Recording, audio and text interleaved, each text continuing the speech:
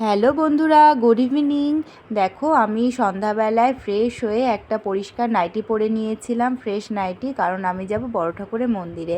এই দেখো, এই মন্দিরটা হচ্ছে আমাদের বাড়ির একদম কাছেই, ওই জন্য নাইটি পরেই এসছি।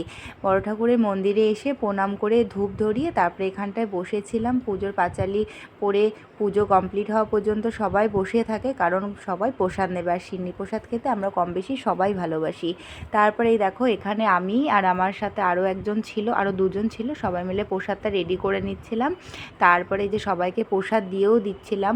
আর কেন আমি দিচ্ছিলাম, আমি কখনো দিই না, মানে আজকে সেরকমভাবে কেউ ওখানে ছিল না, একজন দুজন ছিল, তো ভাবলাম একটু হেল্প করে দিই ওদের সাথে। আর প্রসাদ দেওয়া তো ভালোই, তো আমিও এই যে প্রসাদ নিয়ে নিলাম। সবাইকে দেওয়ার পর আমি প্রত্যেক শনিবার কিন্তু বড় ঠাকুরের মন্দিরে যাওয়ার চেষ্টা করি, যদি না কোনো প্রবলেম থাকে। তোমরা কে কে যাও বড় ঠাকুরের মন্দিরে আমার মতো, অবশ্যই কিন্তু কমেন্ট করে জানাবে। আজকের মতন টাটা।